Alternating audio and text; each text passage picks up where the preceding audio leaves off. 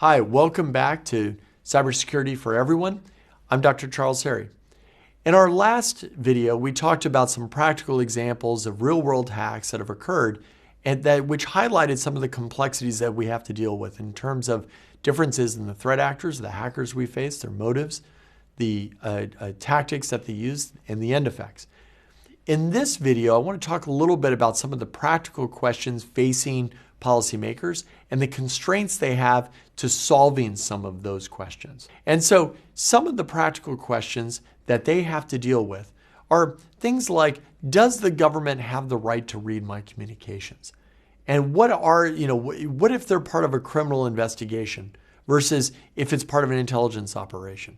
What does that dividing line look like? What are some of the authorities that are required?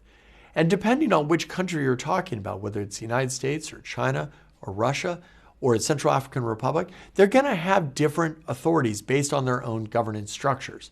So you need to think about which country you're dealing with and some of the complications associated with specific questions. You might have to ask questions about, should governments use specific cyber tools to engage in certain types of asymmetric forms of warfare or espionage?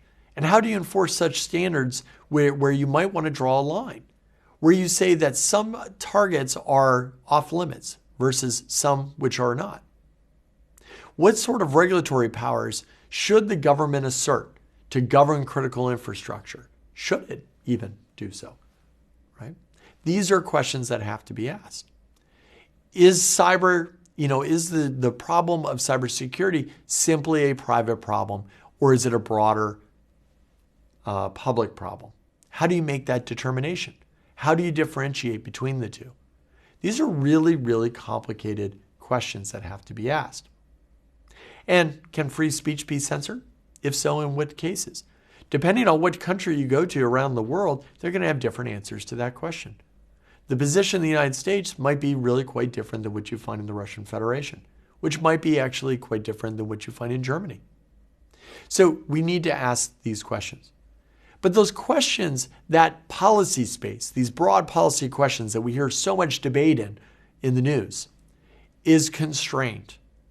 And what I mean by constraints is that unlike when living in a free society where you're able to do whatever you would like unless it is illegal, policymakers face the opposite problem.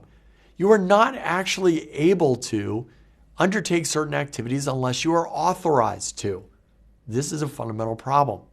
So there are some constraints in policymaking simply based on, do you have the right? Does the government have the right to actually act in this space? And so some practical areas or practical constraints that policymakers may have to deal with when dealing with the problem of cybersecurity might include things like, well, what do you actually mean by a cyber event? That may have a very specific definition and meaning for a government. Is a website defacement against a private company something that the government even deems to be what they would call a cyber event?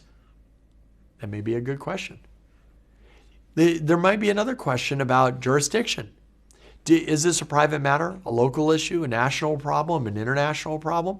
Who has ownership of this issue? Is it the county government?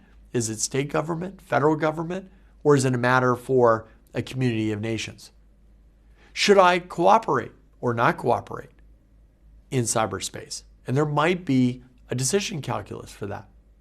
And then finally, how do I enforce a particular point of view on cyber? If I think that a cybersecurity incident has occurred that is of public concern, how do I actually enforce my will on the other side? How do I respond? Do I send a harsh letter, something we call a démarche? Do I generate sanctions, financial sanctions, travel sanctions? If so, what are the conditions and against who? How do I, potentially engage in precision strikes if I think that makes sense?